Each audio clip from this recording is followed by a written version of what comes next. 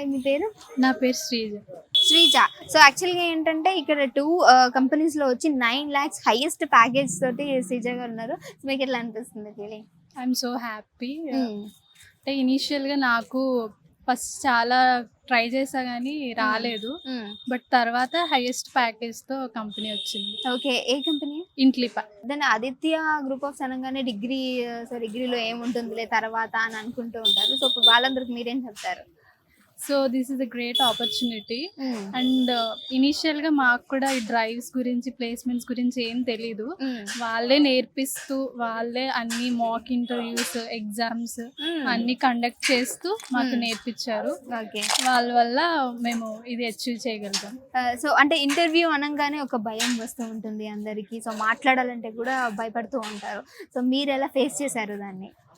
First 1 or 2 interviews నేను అలాగే feel అయ్యాను. అంటే మాకు ఇక్కడ మాక్ ఇంటర్వ్యూస్ పెడతారు కాబట్టి. యెస్. అంటే ఆదిత్యలో ఆల్రెడీ మీకు మాక్ ఇంటర్వ్యూస్ అవుతూ ఉంటాయి. Yes. ఓకే. దానివల్ల మీ బిల్డ్ చేసుకున్నారు దాన్ని మాట్లాడే విధానం అంతా. అంతేనా? సో అమ్మ నాన్నలందరూ ఏం చేస్తుంటారు? మీకు ఎలా సపోర్ట్ చేశారు?